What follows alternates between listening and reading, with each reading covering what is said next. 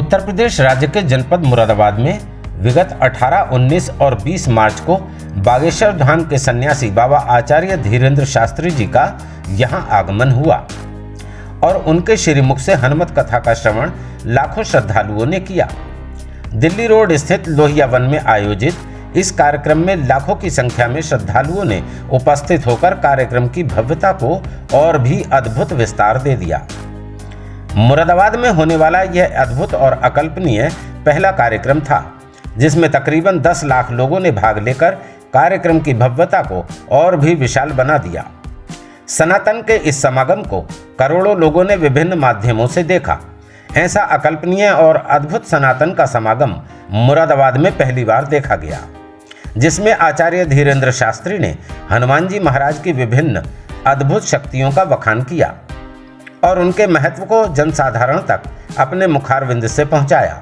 उन्होंने भक्तों से कहा कि हनुमान जी के चरित्र को आप स्वयं में आत्मसात करें, जिससे आपका कल्याण अवश्य होगा। महाबली हनुमान आप सभी के कष्ट दूर करेंगे। कार्यक्रम में प्रेतराज सरकार का दरबार भी लगाया गया, जिसमें तमाम प्रेत बाधा से पीड़ित लोगों का कष्ट निवारण भी आचार्य जी द्वारा किया गया। कार्यक्रम में मुरादाबाद के महापौर सहित तमाम हस्तियों ने भाग लिया और जनता ने बढ़ चढ़कर बाबा धीरेन्द्र शास्त्री का स्वागत किया, जिसमें लोहिया परिवार की अग्रणी भूमिका रही। कथा में आए लाखों लोगों ने उनका भी दिल से आभार व्यक्त किया, जिनके अथक प्रयासों से ऐसी अद्भुत कथा का श्रवण लाखों लोगों द्वारा किया गया। बाबा धीरेन्द्र शास्त्री ने मुरादाबाद के अनेकों धार्मिक स्थलों का जिक्र करते हुए कुछ ऐसा भी कहा, जिससे सियासी हलकों में भूचाल आ गया। यहाँ के पागल हमने तो आज नजारा देखा, ऐसा जानते हम पिछले साल ही आ जाते।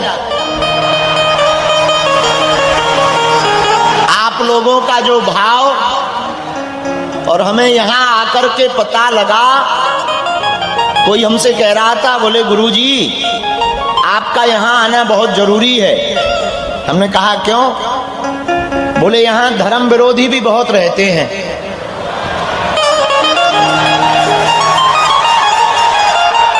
बोले उनकी ठटरी कौन बारेगा? हमने कहा अब हम आ गए, अब हम ठटरी बारते रहेंगे। ऐसी पावन भूमि जहां महाकाली भगवती विराजमान, शीतला माता विराजमान, और इतना ही नहीं, यहाँ के सिद्ध बलि श्री हनुमान जी का क्या कहना। श्री सिद्ध बलि हनुमान जी मनोकामना पूर्ण करते हैं। ऐसे हनुमान जी की पावन नगरी है। एक यहाँ और पावन धाम है, हरिहर मंदिर।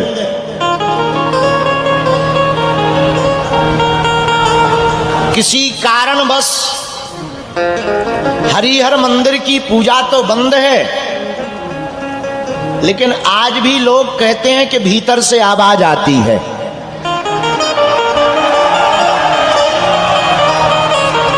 अब वो आवाज यहां तक भी आ गई। अब तो हम कहेंगे जल्दी से जल्दी उस मंदिर की पूजा भी प्रारंभ हो जानी चाहिए।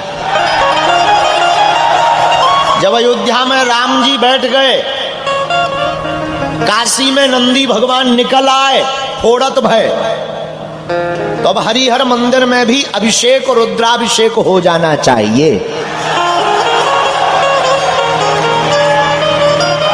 ऐसे परम पूज्य श्री परमनिष्ठ ब्रह्मनिष्ठ संत श्री नीम करोली वाले बाबा जी का स्थान भी यहां बना है। ऐसा मुरादाबाद है। अब इसको मुरादाबाद कहना भी उचित नहीं है। हमें ऐसा लग रहा, अब किसी को बुरा लगे तो I am very very not sorry.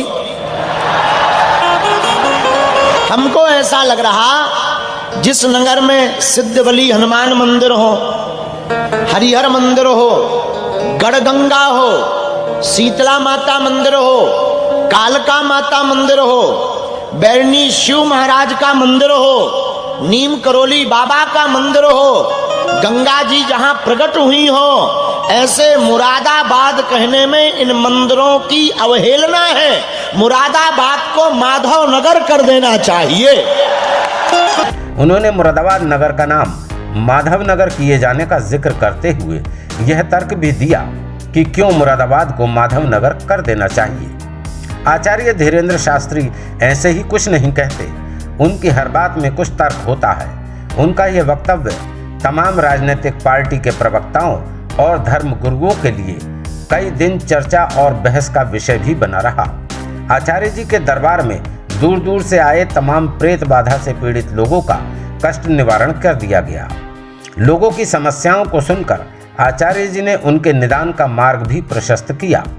लोगों से भक्ति मार्ग पर चलने की बात भी कही। उन्होंने कहा कि इसी में सबका कल्याण निहित है। आईना 24 से नीरज भटनागर की रिपोर्ट।